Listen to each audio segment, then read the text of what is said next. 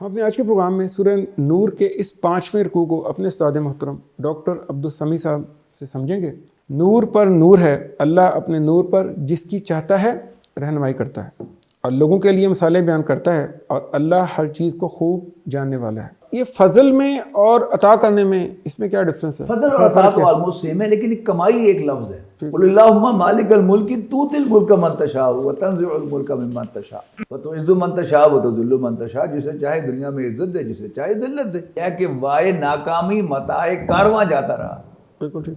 کارواں کے دل سے احساس ضیاء جاتا رہا، یعنی اللہ نے جو روشنی دی تھی اسماعیلی اس کی اس نے حفاظت نہیں کی۔ بسم اللہ الرحمن الرحیم۔ معزز ناظرین السلام علیکم۔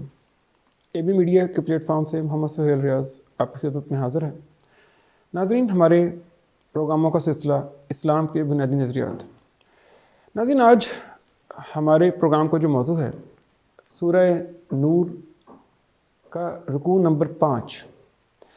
ناظرین، اگر اس کے موضوع پر ایک نظر ڈالی جائے تو قرآن مجید کے مشکل ترین مقامات میں سے ایک ہے یا مشکل ترین مقام ہے، اور اگر اس پورے رکوع کے مضمون کو دیکھا جائے تو یہ اپنے اندر بہت سی باتوں کو سمو کے رکھتا ہے جس کو سمجھنا بہت ضروری ہے۔ ہم اپنے آج کے پروگرام میں سورہ نور کے اس 5ویں رکوع کو اپنے استاد محترم ڈاکٹر عبدالسمیع صاحب سے سمجھیں گے، اور اس کے جو آیت سے آیت کے ساتھ ساتھ جو مضمون چلتا ہے اس کو سمجھیں گے کہ ان کے کیا سے مراد کیا ہے اور اس کو یہاں کہا کس طرح گیا ہے۔ پروگرام کے آغاز سے پہلے میں چاہوں گا کہ اس رکوع کا اردو ترجمہ آپ کو ذرا بتا دوں تاکہ آپ کی دلچسپی میں اضافہ ہو جائے۔ بسم اللہ الرحمن الرحیم۔ اللہ آسمانوں اور زمین کا نور ہے، اس کی نور کی مثال ایک تاک کی سی ہے جس میں ایک چراغ ہے، اور وہ چراغ ایک فانوس میں ہے، اور فانوس گویا چمکتا ہوا ایک تارا ہے۔ وہ چراغ ایک مبارک درخت زیتون سے روشن کیا جاتا ہے جو نہ شرقی ہے اور نہ غربی۔ اس کا تیل ہے کہ روشن ہو جائے، خواہ اسے آگ نہ چھوئے۔ نور پر نور ہے، اللہ اپنے نور پر جس کی چاہتا ہے رہنمائی کرتا ہے اور لوگوں کے لیے مثالیں بیان کرتا ہے، اور اللہ ہر چیز کو خوب جاننے والا ہے۔ اور ان گھروں میں جن کے بارے میں اللہ نے حکم دیا ہے کہ وہ بلند کیے جائیں اور ان میں اس کا نام یاد کیا جائے، اس کی تسبیح بیان کرتے ہیں ان میں صبح اور شام۔ وہ مرد کہ جنہیں اللہ کے ذکر سے اور نماز قائم کرنے سے اور زکوٰۃ ادا کرنے سے نہ کوئی تجارت غافل کرتی ہے اور نہ کوئی خرید و فروخت۔ وہ اس دن سے ڈرتے ہیں جس میں دل اور آنکھیں الٹ جائیں گی، تاکہ اللہ انہیں اس کا بہترین بدلہ دے جو انہوں نے کیا، اور انہیں اپنے فضل سے اور زیادہ دے۔ اللہ جسے چاہتا ہے بے حساب دیتا ہے۔ اور وہ لوگ جنہوں نے کفر کیا، ان کے مال کسی چٹیل میدان میں ایک سراب کی طرح ہیں جسے پیاسا پانی خیال کرتا ہے، یہاں تک کہ جب اس کے قریب آتا ہے تو اسے کچھ بھی نہیں پاتا، اور اللہ کو اپنے پاس پاتا ہے تو وہ اس کا حساب پورا چکا دیتا ہے، اور اللہ بہت جلد حساب کرنے والا ہے۔ یا ان اندھیروں کی طرح جو گہرے سمندر میں ہوں، جسے ایک موج ڈھانپ رہی ہو، جس کے اوپر ایک اور موج ہو، جس کے اوپر ایک بادل ہو، کئی اندھیرے ہوں جس میں سے بعض کے اوپر ہوں۔ جب اپنا ہاتھ نکالے تو قریب نہیں کہ اسے دیکھے، اور وہ شخص جس کے لیے کوئی نور اللہ نہ بنائے تو اس کے لیے کوئی بھی نور نہیں ہے۔ پروگرام کا آغاز کرتے ہیں۔ السلام علیکم ڈاکٹر صاحب۔ وعلیکم السلام۔ ڈاکٹر صاحب، سورہ نور اور رکوع نمبر 5 اور جو پہلی آیت ہے اس میں اللہ تعالیٰ نے کہا ہے اللہ زمین و آسمان کا نور ہے، اور اس طرح یہ آگے یہاں پہ نور سے مراد کیا ہے؟ ہدایت ہے یا اسے آپ کیسے ایکسپلین کریں گے؟ سہیل صاحب، پہلے اس مضمون کو پچھلے جو ہمارے پروگرام ہیں ان کے ساتھ جوڑیں۔ ٹھیک۔ موضوع جس پر ہم گفتگو کر رہے ہیں وہ ہے کہ ہدایت کس کے نصیب میں ہے۔ سب سے پہلے ہم نے کیا دیکھا کہ نشانیاں کون کون اپریشیٹ کرتا ہے، دیکھنے والے، سننے والے، غور و فکر کرنے والے، اور پھر صبر کرنے والے اور شکر کرنے والے اور عقل والے، سینسیبل لوگ، اس کے بعد پھر ماننے والے، نصیحت قبول کرنے والے، اور دل والے۔ الباب کا ایک ترجمہ میں نے آپ کو بتایا تھا کہ دل بھی ہے، ان فی خلق السماوات والارض واختلاف اللیل والنہار لآیات لأولی الالباب۔ ٹھیک۔ زمین و آسمان کے بنانے اور رات اور دن کے آگے پیچھے آنے میں دل والوں کے لیے نشانیاں ہیں۔ اب ذرا یعنی ایک ہوتی ہے بیماری، بیماری کے ایک سائنز اینڈ سمٹمز ہوتے ہیں کہ جو مریض آ کے پریزنٹ کر رہا ہے یا ڈاکٹر کو نظر آ رہے ہیں، پھر ان کو ذرا گہرائی میں دیکھتا ہے تو لیبارٹری ٹیسٹ کراتا ہے، اور پھر مزید دیکھنا چاہتا ہے تو پھر وہ مائکروسکوپک جو ہے اس کا انالیسس ایگزامینیشن کرتا ہے۔ اب یوں ہی سمجھیے کہ ہم نے کیا کیا، پہلے آیات کو اپریشیٹ کرنے پر ہم نے کچھ وقت صرف کیا، پھر ہم نے فزیکلی دیکھا کہ وہ لوگ کیسے نظر آتے ہیں کہ جو آیات کو اپریشیٹ کرتے ہیں اور ہدایت تک پہنچتے ہیں۔ پہلے سورہ بلد کا مطالعہ کیا، اس کے بعد پھر ہم نے سورۃ لیل کا مطالعہ کیا کہ 3 اوصاف ہیں کہ جس میں ہوتے ہیں تو اللہ تعالیٰ اس کو ہدایت کے راستے پر ڈالتا ہے، جنت کے راستے پر ڈالتا ہے، اور 3 اوصاف کچھ دوسرے لوگوں میں ہوتے ہیں تو اللہ تعالیٰ انہیں مشکل میں اور پھنسا دیتا ہے۔ اب اسی کو فوکس کر دیا ہم نے کہ دل کی کیفیات کیا ہوتی ہے۔ دل کو پہلے سمجھیں کہ قرآن مجید میں جو دل ہے، ایک تو وہ دل ہے جو ہمیں دھڑکتا ہوا نظر آتا ہے، لیکن قرآن مجید اور احادیث کو جب ہم پڑھتے ہیں تو ایسا معلوم ہوتا ہے کہ اس دل کے ساتھ ہی کہیں کوئی سافٹ ویئر بھی ہے جس کو قرآن مجید بار بار ذکر کرتا ہے، حدیث میں بھی اس کا تذکرہ ہے۔ مثلا نبی اکرم صلی اللہ علیہ وسلم کا فرمان ہے، الا وان فی الجسد لمضغۃ اذا صلحت صلح الجسد كله واذا فسدت فسد الجسد كله الا وهي القلب۔ آگاہ ہو جاؤ، سن لو کہ جسم میں گوشت کا ایک ٹکڑا ہے، اگر صحیح ہو تو پورا جسم صحیح ہوتا ہے، اگر اس میں فساد ہو تو پورے جسم میں فساد ہوتا ہے، اور جان لو کہ وہ دل ہے۔ پھر ہے وہ اسی دل سے متعلق۔ یہ کیسے پتہ چلا کہ نبی اکرم صلی اللہ علیہ وسلم نے ایک دفعہ خطبے کے اندر فرمایا التقویٰ ہاہنا، التقویٰ ہاہنا، التقویٰ ہاہنا، یعنی اپنی سینہ مبارک کے بائیں جانب اشارہ کر کے آپ نے فرمایا کہ تقویٰ یہاں ہوتا ہے، تقویٰ یہاں ہوتا ہے، تقویٰ یہاں ہوتا ہے، یعنی خوف خدا دل میں ہوتا ہے، ظاہر میں نہیں ہوتا۔ ٹھیک ہے جی؟ اچھا، اب ہم نے حقیقت انسان جب پڑھی تھی تو اس ہم نے کہا تھا کہ ایک مخلوق ہے، جمادات، پھر نباتات، پھر حیوانات، اور پھر حیوانات ہی میں سے ایک انسان ہے۔ تو یہ جو اگلی چیز ہے اس کو میں نے عرض کیا تھا کہ یہ اللہ تعالیٰ نے پھر انسان میں ایک سافٹ ویئر انسٹال کیا ہے کہ جس کی بنیاد پر انسان اپنی خواہشات کو بھی کنٹرول کر سکتا ہے۔ بالکل ٹھیک، یاد ہے نا آپ کو وہ مضمون بالکل، کہ ایک فزیکل آبجیکٹ خود سے موو بھی نہیں کر سکتی، پلانٹس گرو کرتے ہیں خود سے موو کرتے ہیں لیکن جگہ نہیں بدل سکتے، حیوانات یہ سب کچھ کر سکتے ہیں، لیکن جو انالیسس کیا یعنی بایولوجسٹ نے، حیاتیات کے ماہرین نے، انہیں کیا نکالا کہ انسان، حیوانات اسٹرگل فار ایگزسٹنس کرتے ہیں اور اس کے لیے ظاہر ہے کھاتے پیتے اور غصے کا اظہار کرتے ہیں اپنی ذات کی بقا کے لیے، اور جنسی جو جذبہ ہے اس کو ایکسرسائز کرتے ہیں اپنی نسل کی بقا کے لیے۔ لیکن حیوانات کو ان خواہشات پر کوئی کنٹرول نہیں ہے کہ جب جانور کو بھوک لگ جائے اور اس کی پسند کا کھانا اس کی دسترس میں ہو تو اس کے پاس کوئی اختیار نہیں کہ اپنے آپ کو روک سکے، اینڈ سو آن۔ پھر ہم نے دیکھا کہ انسان ایک ایسی مخلوق اللہ نے پیدا کیا ہے حیوانات میں سے کہ جو اپنے فیصلے سے کھاتا پیتا، غصے کا اظہار کرتا اور اپنی جنسی خواہش کو پورا کرتا۔ یہ کیا تھا؟ یہ انسان کیسے وہ سافٹ ویئر جو ہے، آج سارا کا سارا تذکرہ اس سافٹ ویئر کا ہے۔ ٹھیک، اس سافٹ ویئر کے میں جو دل ہے وہ یہاں پر ایک شیشے سے تعبیر کیا گیا ہے، اور اس کے رکھنے کا جو طاق ہے اس کو یہاں پر سینے سے تعبیر کیا گیا ہے۔ اگر انسان اپنے، ہم دیکھیں اپنے ایک ڈھانچے کو، انسانی ڈھانچے کو، ریپ اسٹرکچر کو، تو جو پسلیوں کا ڈھانچہ ہے وہ نیچے سے یہاں ہے، آپ خود ہاتھ لگا کے دیکھ سکتے ہیں، یہاں پسلی یہاں پڑی اور اوپر جا کے وہ یہاں پہنچ گئی، تو یوں تنگ ہوتا جاتا ہے۔ اور یہ بالکل طاق ہے کہ پرانے زمانے میں جب بجلی نہیں تھی اور چراغوں سے گھر کو روشن کیا جاتا تھا تو گھر کے اندر یا کسی بھی عمارت کے اندر ایک یعنی شکل بنی ہوتی تھی، ایک جالا جسے پنجابی میں آپ کہیں گے ہوتا تھا، جو اوپر سے ٹیپرنگ ہوتا تھا اور نیچے سے براڈ ہوتا تھا، اس میں چراغ رکھا جاتا تھا، وہ بجھتا نہیں تھا، یعنی سامنے سے ہوا آئے تو چونکہ پیچھے سے اس کو کراس وینٹیلیشن نہیں مل رہی تو بجھے گا، ادھر والی ہوا ادھر سے گزر جائے گی، ادھر والی سے گزرے، اس کو طاق کہتے تھے، عربی میں اس کو مشکات کہتے ہیں۔ تو یہ کیا ہے؟ یہ انسان کا سینہ ہے جس میں یہ دل پڑا ہوا ہے، اسی دل کے ساتھ وہ سافٹ ویئر ہے جس کی ہم تذکرہ کر رہے ہیں. ٹھیک. اس کے پھر 3 حصے ہیں. اس دل کے اوپر ایک تو وہ اثرات ہوں گے کہ جو سینے کے ہوں گے, جسم کے ہوں گے, یعنی بھوک, پیاس, غصہ اور جنسی جذبہ. یہ کیا ہے؟ جسمانی تقاضے جو انسٹنکٹ کے ذریعے سے اس پر ہیں. لیکن اس کے اندر اللہ تعالیٰ نے روح ڈالی ہے, ٹھیک, جو اللہ کا نور ہے. روشنی کیا ہے؟ اللہ اگر کرامت کرے, میٹرک میں میرے استاد تھے حافظ محمد لطیف صاحب ایم سی ہائی اسکول میں. تو ایک دن ریسرچ کے بعد ان کا پیریڈ ہوتا تھا, تو آئے بڑے موڈ بنا کر. ان کی خاص بات یہ تھی کہ انہیں کبھی اردو میں نہیں پڑھایا, پنجابی میں پڑھایا. تو انہوں نے آ کے کہا کہ اردو بٹے سارے بیٹھے رہے, کوئی نہیں جائے گا. ہم پریشان ہو گئے کہ کیا گستاخی ہوئی. تو ایک بچے نے پوچھ لیا کہ سر کی گستاخی ہو گئی؟ کیوں رہے گا تم بیٹھے رہو گے تو, یعنی کیا ہو جائے گا اگر بیٹھے رہو گے تو؟ تو ہم نے کہا کہ اندھیرا ہو جائے گا. پھر کیا ہو جائے گا؟ اندھیرا ہوگا. کہ سر نظر کچھ نہیں آیا.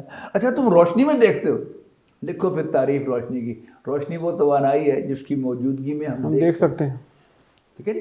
پھر اس پر ایڈ کیا میرے اس میں میڈیسن کے استاد کے میڈیکل کالج میں, کہ جب وہ کلینکل میتھڈ پڑھا رہے تھے کہ مریض آیا تو اس کی ایک سسٹمیٹک ارینجمنٹ ہے, پہلے کیا کرنا ہے, پھر کیا کرنا ہے, پھر کیا کرنا ہے, پھر کیا کرنا ہے.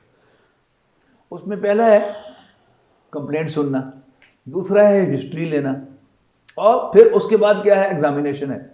تو جب ایگزامینیشن آف دی پیشنٹ کا ٹاپک آیا تو انہوں نے کہا کہ I quote my teacher, examination of the patient should be done in a good light with a good eyesight and a good brain behind. ٹھیک ہے نا. اب دیکھنے کے لیے اللہ تعالیٰ نے ہمیں نور عطا کیا نا, تو اگر دل صاف ہوگا تو ہم اس نور کو اپریشیٹ کر سکیں گے, اور دل صاف نہیں ہوگا تو ہم اس کو اپریشیٹ نہیں کر سکیں گے. تو انسان کے اس قلب میں جو روح ہے, یہاں پر اس کو نور کہا گیا ہے. پہلا جو آپ نے فرمایا کہ اللہ نور السماوات والارض, اس کا بھی محتاط ترجمہ ہے. اگر ہم کہیں کہ اللہ زمین و آسمان کا نور ہے تو یہ تو اللہ کے شان نہیں. اللہ تعالیٰ کا تو وجود جو ہے ہمیں پتہ ہی نہیں کہ کیا ہے, فزیکل چیزوں سے تو بالاتر ہے. لیکن اب محتاط ترجمہ کیا ہے کہ اللہ کا وجود اس کائنات کے لیے ایسے ہی ہے جیسے روشنی. اس کی میں مثال دیتا ہوں. ایک آدمی اللہ کو مانتا ہے کہ یہ کائنات اندھیرے میں آپ سے آپ نہیں چل رہی, اس کا ایک چلانے والا ہے اور وہ سب کچھ جاننے والا اور پوری قدرت رکھنے والا ہے. ٹھیک, اس کی فیلنگ اور ہے. اور ایک سمجھتا ہے کہ یہ کائنات آپ سے آپ چل رہی ہے, ہچکولے کھا رہی ہے, کوئی اس کا حوالی وارث نہیں ہے. اس کو ایک مثال سے سمجھیں. آپ رات کے وقت کسی پہاڑی راستے پہ سفر کر رہے ہیں اور اچانک آپ کی نظر پڑتی ہے کہ آپ کا ڈرائیور جو ہے وہ تو جمائیاں لے رہا ہے. آپ کی نیند ساری اڑ جائے گی کہ ابھی کسی کھڈ میں گرا. اس کے برعکس آپ دیکھیں کہ ڈرائیور نے مضبوطی سے پکڑا ہوا ہے اسٹیئرنگ کو, اور بالکل سامنے اس کی نظر ہے, آپ کی آنکھ لگ جائے گی. تو اللہ اس کائنات کے لیے, آسمان و زمین یہ قرآن مجید کا محاورہ ہے کائنات کے لیے, کہ اس کائنات کے لیے اللہ ایسے ہے جیسے روشنی. ٹھیک, کہ اگر آپ اللہ کو مان لیں تو کوئی خطرہ نہیں. جو ہوگا اللہ کو جو کرے گا ٹھیک کرے گا. اور اگر آپ کو یہ بھول جائے کہ اللہ چلا رہا ہے تو آپ سے آپ چل رہا ہے, تو پھر کیا ہے؟ آپ اندھیرے میں ڈوب جائیں گے. اچھا, اب یہاں فرمایا کیا گیا ہے کہ اللہ تعالیٰ آسمان و زمین کے لیے روشنی کی مانند ہے, لیکن بندہ یہ مومن کے دل میں اللہ کی نور کی مثال, اللہ تعالیٰ کی مثال ایسے ہے جیسے کا مشکات فیہا مصباح, کہ جیسے کوئی تاک ہو جس میں ایک چراغ رکھا ہوا ہو, لیکن وہ چراغ ننگا نہیں ہے, ایک شیشے میں رکھا ہوا ہے. یہ کیا ہے؟ ہمارے ہاں جو چمنی کا تصور ہے. جی بالکل. ایک وہ چراغ ہوتا تھا, پھر ایک ٹیبل لیمپ ہوتا تھا جس کو آپ یہاں بھی کہیں بھی لے کے جا سکتے تھے. یا لالٹین کا تصور کیجیے, اس کے گرد آپ نے ایک شیشے کی چمنی رکھ دی. اب ہوا جو ہے اس کو بجھا نہیں سکتی. تو وہ کیا ہے؟ وہ چمنی جو ہے وہ اصل میں دل ہے, جس کو یہاں پر کہا گیا ہے. ٹھیک, کہ اندر چراغ ہے, باہر اس کے جسم ہے. اچھا, اب جسم کیا ہے؟ یہ جو اس آیت کے اندر مختلف چیزیں آپ کو ملیں گی, تو آپ اس پر گھمائیں گے تو پھر آپ کو سمجھ میں آئے گی. ٹھیک. ڈاکٹر صاحب, جس طرح آپ نے کہا ہے کہ اس کو چراغ فانوس میں ہے اور فانوس گویا چمکتا ہوا ایک تارا ہے, ایک مبارک درخت کے تیل سے اس کو روشن کیا جاتا ہے, اور وہ جو نہ شرقی ہے نہ غربی, یہاں اس کو آپ جی اصل میں اس روشنی کو, دل کا جو چراغ اندر جل رہا ہے, اس کی روشنی کو کوالیفائی کیا گیا ہے کہ دی ایکسیلنٹ ون. ٹھیک ہے جی. اب اس میں کیا ہے کہ اگر آپ کی چمنی ایک تھرڈ کلاس شیشے سے بنی ہوگی تو وہ روشنی کم ہوگی, روشنی کو باہر نکالے گی نہیں, وہیں پر وہ ویو سی بنے گی اور رہ جائے گی. یعنی اگر آپ کار پر غور کریں کہ کار کا یہ اندر جو اصل لیمپ ہوتا ہے وہ تو بہت چھوٹا ہوتا ہے, لیکن ساری جو کار کی اس میک کے اندر جو ہے وہ کیا ریفلیکٹرز پر ہے کہ اس نے ریفلیکٹرز کیسے لگائے جس سے آپ کی ساری دور تک جو ہے وہ سڑک جو ہے وہ روشن ہو جاتی ہے. روشن ہو جاتی ہے. تو اب یہاں پر کوالیفائی کیا جا رہا ہے. سب سے پہلے یہ غور کیجئے کہ جو مختلف فیولز ہیں ان کی جو ایبیلٹی ہوتی ہے جلنے کی اور اس کے ایفیکٹس ہوتے ہیں وہ مختلف ہوتے ہیں. بالکل ٹھیک. یعنی آپ تو ینگ ہیں, بجلی کے زمانے میں پیدا ہوئے ہیں, آپ نے وہ دیا نہیں جلتا دیکھا, وہ اس کا سرسوں کے تیل کا یعنی وہ بڑا مشکل کام تھا کہ اس کو آپ نے ڈپ کرنا ہے, پھر اس کو نچوڑنا ہے, پھر زیادہ نچڑ گیا پھر بھی نہیں چلے گا, اور بہت زیادہ سوک ہوا پھر بھی نہیں چلے گا. ٹھیک, ایک خاص اس میں. اس کے مقابلے میں مٹی کا تیل وہ آپ نے بس ڈپ کر دی بتی اس کے اندر اور اوپر سے آپ نے لگا لیا تو جلدی سے اس نے پک کر لیا. اس کے مقابلے میں اسپرٹ لیمپ وہ آپ نے لیبارٹری میں دیکھا ہے جی. اچھا, اسپرٹ لیمپ کیا ہے, وہ بہت زیادہ انفلیمیبل ہے, بہت انفلیمیبل ہے, ٹھیک ہے نا. اچھا, اور دوسرا دیکھیں کہ وہ جو سرسوں کے تیل تھا اس کا دھواں بہت زیادہ ہے اور مٹی کے تیل کا دھواں اس سے کم ہے, اسپرٹ لیمپ کا اور بھی کم ہے. تو اب اللہ تعالیٰ فرما رہا ہے کہ وہ زیتون کے بھی بڑے خاص یعنی ہائی سپیڈ یا جسے آج کل وہ کہتے ہیں ورجن آئل کا ہے کہ جس کا دھواں ہی کوئی نہیں. بالکل ٹھیک, بالکل ٹھیک. اچھا, پھر وہ جو چمنی ہے اس کو کوالیفائی کیا گیا ہے کہ اس کا اگر آپ امیجن کریں کہ وہ چمنی آپ نے ہیرے کے ٹکڑوں سے بنائی ہو تو کتنا گلو اس کا ہو, اس کا ہر جو پیس ہے سیگمنٹ ہے وہ چمکتا ہوا ستارہ ہوگا, تو وہ اس کو کوالیفائی کیا گیا. بالکل ٹھیک. اچھا جی سر, یہاں پہ اس کا مراد یہ بھی ہے کہ وہ دل جو انتہائی شفاف ہے اور ہدایت کو بھاگ کے پکڑ لیتا ہے, اور جو خراب ہے وہ ہدایت کو یا ریپیل کرتا ہے, یعنی اس کی اسی مثال میں آپ نوٹ کریں. جی, میں نے آپ سے کہا نا کہ سرسوں کا تیل اس کو پڑا ہوا آپ آگ لگائیں گے, آگ نہیں لگے گی, نہیں لگے گی. ٹھیک, اس کے مقابلے میں اسپرٹ کو یا پیٹرول کو, اور پیٹرول بھی ایویشن پیٹرول ہو ہوائی جہاز میں استعمال ہونے والا, تو کتنا انفلیمیبل ہے.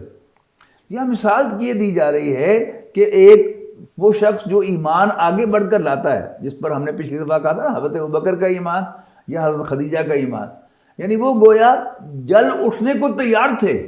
ادھر اللہ کے رسول صلی اللہ علیہ وسلم نے دعوت رکھی, انہیں قبول کر لی. یہ کیسے ہوا؟ اچھا, پھر آگے جو مثال آپ اس میں دیکھیں گے تو وہاں بڑی دلچسپ مثال ہے کہ وہاں یعنی گھر کی مثال دی گئی ہے, وہ گھر جن کے اندر اللہ کی یاد ہوتی ہے. یہ کیا ہے سر؟ یہ یہاں پہ گھر سے مراد یہاں مسجدیں نہیں ہیں, یعنی کہ ایک گھر ہے جو, یا اس سے مراد وہی جگہ ہے جو ہمارا دل کا جو کیج ہے؟ اس کی مثال بڑی زبردست ہے, کمال کا یہ مضمون ہے اگر سمجھ میں آ جائے تو. دیکھیے, طاق شراب خانے کا ہو یا مسجد کا ہو, میٹیریل تو سیم مینوفیکچرنگ. ٹھیک, یعنی حضرت ابوبکر کے جو جسم تھے اس کے اندر بھی وہی نائٹروجن, کاربن, پوٹاشیم, میگنیشیم ہوگا, اور ابو لہب کے جسم میں بھی وہی ہوگا, سارا کچھ وہی تھا. فرق کیا ہے؟ یعنی وہ جو گھر ہے حضرت ابوبکر کا, دل جو ہے اس میں کیا ہوتا ہے؟ اللہ کی یاد ہوتی ہے. ٹھیک, اور ابو لہب کے دل میں کیا ہے؟ اللہ تعالیٰ کی بغاوت ہوتی ہے. یعنی شراب خانے میں اللہ تعالیٰ کی بغاوت ہوتی ہے, اگرچہ مٹیریل وہی ہے جیسا ہے, لیکن ایک حضرت ابوبکر کے دل میں کیا ہے؟ اللہ کی یاد, اللہ کی محبت, اللہ تعالیٰ کے لیے مر مرنے کا جذبہ, یہ پایا جاتا ہے. یہ بڑی کمال کی مثال ہے. اور پھر اس میں کہا ہے کہ وہ مرد ہیں کہ جن کو دنیا کی مشاغل اللہ کی یاد سے, نماز پڑھنے سے, زکوٰۃ دینے سے غافل نہیں کر سکتے. بالکل ٹھیک, اور وہ اللہ سے ڈرتے رہتے ہیں. یعنی اگر دل میں یہ روشنی ہوگی, وہ روح اگر بیدار ہوگی تو کیا ہوگا؟ اللہ کی معرفت ہوگی تو اللہ کا خوف ہوگا. یہ خافون یومن تتقلب فیہ القلوب والابصار, اس دن سے ڈرتے رہتے ہیں جس دن آنکھیں اور دل پتھرا جائیں گے, الٹ جائیں گے. اچھا, اس کے بعد کیا ہے کہ اللہ تعالیٰ نے وہ دن کیوں لائے گا؟ لیجزیہم اللہ احسن ما عملوا, تاکہ اللہ تعالیٰ ان کو ان کے بہترین اعمال کا بدلہ دے. بالکل ٹھیک. واللہ یرزق من یشاء بغیر حساب. ہاں, اللہ تعالیٰ جس کو چاہے بے حد و حساب عطا کر سکتا ہے دنیا میں بھی اور سر یہ جو فضل اس یہاں پہ لفظ استعمال کیا گیا اپنے فضل سے جسے چاہتا ہے بے حساب، یہ فضل میں اور عطا کرنے میں اس میں کیا ڈفرینس ہے؟ فضل اور عطا تو آلموسٹ سیم ہے، لیکن ایک کمائی ایک لفظ ہے. ٹھیک. یعنی اللہ تعالیٰ قرآن مجید میں اکثر و بیشتر کوئی ایک آدھ مقام ایسا ہے جہاں اس سے جسے ہم دنیا میں کمائی کہتے ہیں وہ مراد ہو، لیکن اکثر قرآن مجید میں اس سے اعمال مراد ہے. بالکل ٹھیک. باقی جو اس دنیا میں انسان کو جو کچھ بھی ملتا ہے یہ انسان کی کمائی نہیں ہے، یہ اللہ کی دین ہے. جس کو دے دیا اس کو نہ دیا. ٹھیک. قل اللہم مالک الملک تؤتی الملک من تشاء وتنزع الملک ممن تشاء. بالکل ٹھیک. کہو اے اللہ بادشاہی کے مالک تو جسے چاہے بادشاہی عطا کرے، جس سے چاہے بادشاہی چھین لے.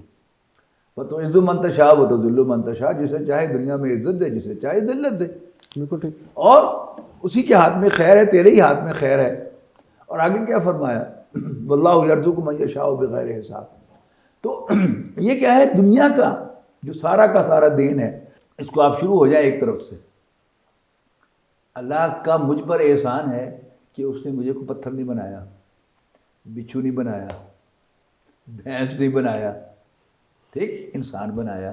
چوائس ہے نا، میرے کمائی کو تو دخل نہیں ہے کوئی. پھر مجھے انسان کون سا بنایا، اس میں پھر اس کا احسان ہے صحیح سلامت پیدا کیا. مجھے کالا نہیں بنایا، ٹھیک ہے، مجھے آنکھیں بھی عطا کی، ناک بھی عطا کی، زبان بھی عطا کی، کان بھی عطا کیے، خوبصورت شکل عطا کی، یہ اس کا احسان ہے. پھر ہر آدمی کا جی چاہتا ہے کہ میں ذرا فیئر کمپلیکشن کا ہوں. اللہ تعالیٰ نے جسے چاہا فیئر کمپلیکشن عطا کی، جسے چاہا انفیئر کمپلیکشن. پھر اللہ تعالیٰ نے یعنی مردوں کو عورتوں پر ایک درجہ فضیلت دی ہے، قرآن مجید میں آیا ہے. اب کسی کی کتنی خواہش ہو کہ میں عورت ہوتا، لیکن اللہ کا چاہے اس کو مرد بنایا. ایسے ہی کسی عورت کی کتنی خواہش ہو کہ میں مرد ہوتی، لیکن اللہ تعالیٰ کا چوائس ہے. پھر ذہین اور کن ذہین یہ سب کیا ہیں دنیا میں؟ یہ اللہ کی عطا ہے. چوائس کہاں ہے؟ اللہ کو ماننا یا نہ ماننا، اللہ کی نشانیوں کو ماننا نہ ماننا، اللہ کے رسولوں کو ماننا نہ ماننا، یہ کیا ہے؟ یہ اللہ کے انسان کے اپنے اختیار میں رکھا. بالکل ٹھیک. بالکل ٹھیک. ڈاکٹر صاحب پھر اس کے بعد یہاں شروع ہوتا ہے وہ لوگ جنہوں نے کفر کیا، اب ان کو چٹیل میدان جن کو ہم صحرا بھی کہیں گے میں سراب، یعنی وہ دھوکہ جو ہمیں روڈ پہ عام طور پہ سڑک پہ ہوتا ہے، اس سے تعبیر کیا ہے. اس کو تھوڑا سا یہ جو دو آیتیں ہیں اس میں پہلی مثال جو ہے یہ منافقین کی مثال ہے، اور وہ لوگ کہ کچھ جو خیر کے کام بھی کرتے ہیں لیکن ہیں کافر. ٹھیک. ایک بہت بڑا سوال پیدا ہوتا ہے، بہت بڑا سوال ہے کہ جو خیر کے کام کرتے ہیں. سر گنگا رام ہاسپٹل لاہور میں ایک ہندو نے بنایا، ظاہر ہے بہت فائدہ مند. مدر ٹریسا عیسائی خاتون ہے، بڑا ویلفیئر کا کام کیا. یہ سب کیا ہیں؟ ان کی مثال ہے کہ ان کے جو خیر کے کام ہیں یہ ایسے ہی ہوں گے جیسے شراب. بالکل ٹھیک. ٹھیک ہے نا. اس کو نبی اکرم صلی اللہ علیہ وسلم کی ایک حدیث بالکل واضح کر دیتی ہے کہ قیامت کے دن سب سے پہلے 3 آدمیوں کا حساب پیش ہوگا. ٹھیک. پہلا ان میں سے وہ جو دنیا میں سخی مشہور تھا، وہی اما من آتا، سخی مشہور تھا جس نے اپنا مال جو ہے ویلفیئر کے لیے خرچ کیا. اللہ تعالیٰ اس سے کہے گا کہ میں نے تم پر بڑا احسان کیا، تمہیں مال عطا کیا، تم نے میرے لیے کیا کیا؟ وہ عرض کرے گا کہ ربا میں نے تیرے دیے ہوئے مال میں سے خرچ کیا تاکہ تو راضی ہو جائے. اللہ تعالیٰ کہے گا تو جھوٹ کہتا ہے، تو نے یہ مال اس لیے خرچ کیا تھا کہ لتقال سخیا، تاکہ لوگ تجھے سخی کہیں. فقط قیل، وہ کہا جا چکا، لہٰذا یہاں تمہارے لیے کچھ نہیں ہے. فرشتوں کو حکم دیا جائے گا کہ اس کو اوندے منہ گھسیٹ کر جہنم میں پھینک دو. دوسرا شہید ہوگا، جو دنیا میں شہید کہلایا، اللہ کے راستے میں اس نے جان دی. اللہ تعالیٰ اس کو بھی اپنے احسان جتلائے گا اور پوچھے گا تم نے میرے لیے کیا کیا؟ وہ کہے گا کہ اللہ میں نے تیرے راستے میں جنگ کی اور جان دے دی تاکہ تو راضی ہو جائے. اللہ تعالیٰ کہے گا تو بھی جھوٹ کہتا ہے، تو نے یہ سب کچھ اس لیے کیا تھا لتقال جریا، تاکہ لوگ تجھے بہادر کہیں. فقط قیل، وہ کہا جا چکا، لہٰذا یہاں تمہارے لیے کچھ نہیں ہے. پھر ایک عالم پیش کیا جائے گا، قارئن. اللہ تعالیٰ کہے گا کہ میں نے تجھے اپنی کتاب کا علم دیا، سمجھ دی، تم نے میرے لیے کیا کیا؟ تو وہ کہے گا کہ میں نے تیری کتاب کو پڑھا، سیکھا اور دوسروں کو اس کی تعلیم دی تاکہ تو راضی ہو جائے.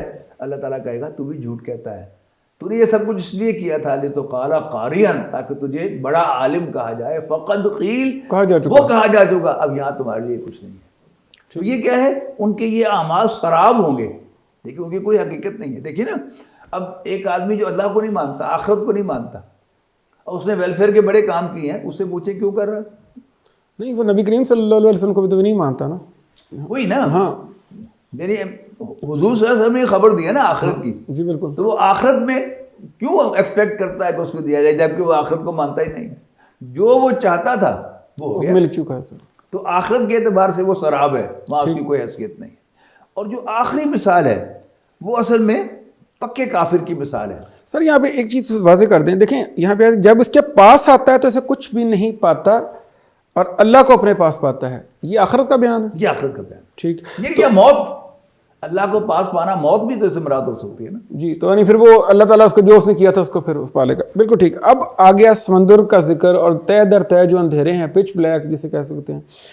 اس کے اس کو اصل میں آپ اس کی تفصیل میں نہ جائیں کہ اب سائنس نے ثابت کر دیا یا واقعات نے ثابت کر دیا کہ سمندر اتنا گہرا ہے اور اتنی طے ہیں، وہ سب اپنی جگہ حقیقت ہو سکتا ہے. ٹھیک ہے. لیکن یہاں اصل مضمون جو ہے، جب آپ کو سائنٹیفک تحقیق بھی پڑ جاتی ہیں تو اصل مضمون غائب ہو جاتا ہے. ٹھیک. وہ اصل مضمون کیا ہے، اس کو کنٹراسٹ میں رکھیں. یعنی پہلی آیت میں اللہ نور السماوات والارض والی آیت میں جو کہا گیا وہ کیا تھا کہ روشنی کو اور زیادہ، یعنی ایک تو وہ فیول بہت پیور ہے، بالکل ٹھیک، اور دوسرا وہ شیشہ جو اس کے گرد ریفلیکٹر لگا ہوا ہے وہ بھی کمال کا ہے. تو روشنی ہر طرح سے پھیل رہی ہے. اور یہاں پر جو ذکر کیا ہے، آپ نے سوال کیا تھا اس وقت رہ گیا، کہ اس میں جو نہ شرقی اور غربی کا ذکر کیا ہے وہ ہے لا تعصب، بغیر تعصب کے جو بھی کرے گا. یعنی ابو جہل کا وہ قول یاد کیجئے نا کہ اگر ہم محمد کو اللہ کا رسول مان لیں تو ہم ہمیشہ کے لیے بنو ہاشم کے غلام ہو جائیں. یعنی اللہ کا ایمان، نبی کا ایمان کس کو نصیب ہوتا ہے؟ جو اپنے دل کو پاک اور صاف رکھے اور تعصب سے نہ ہو. تو اب کیا ہے اس کے مقابلے میں اندھیرا. سر آج کے دور میں ہم یہ کہہ سکتے ہیں کہ مثال کے طور پر ایک بندہ آج کہ جی بات وہ بندہ ٹھیک کر رہا ہے، لیکن وہ کیونکہ رائی ہے یا وہ جلایا ہے اور میں رانا ہوں یا میں راجپوت ہوں تو ہم مانیں گے نہیں. یہ اس کو کہہ سکتے ہیں. بالکل ٹھیک ہے نا. اب اس کی ڈارکنیس کی انتہا کی گئی ہے، اور اس کے لیے جو اصل بات کیا ہے کہ نارملی جس اندھیرے سے ہم واقف ہیں ہمارے تجربے میں ہے وہ کیا ہے؟ اندھیرا.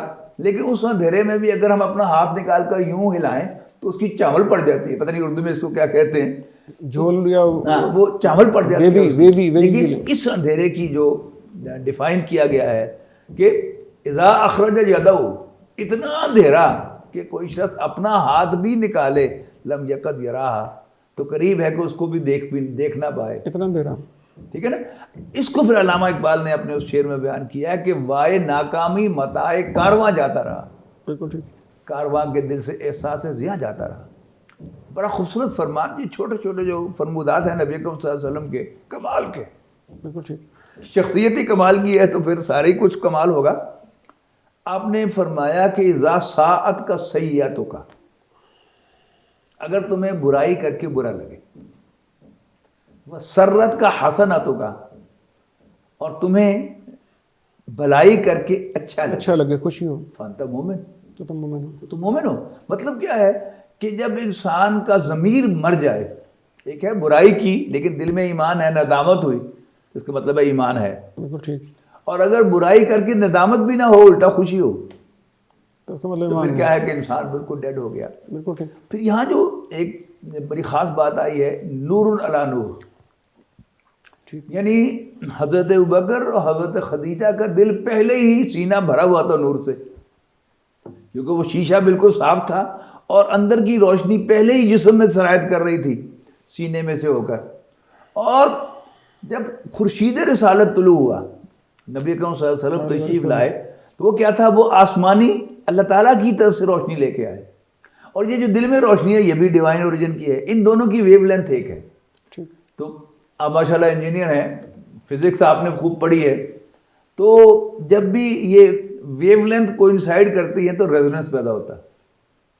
تو ان کا دل پہلے بھی ڈیوائن ویو لینتھ والی روشنی اندر لیے ہوئے تھا، اور اوپر سے جو ایڈ ہوئی وہ بھی ڈیوائن ویو لینتھ کی روشنی تھی.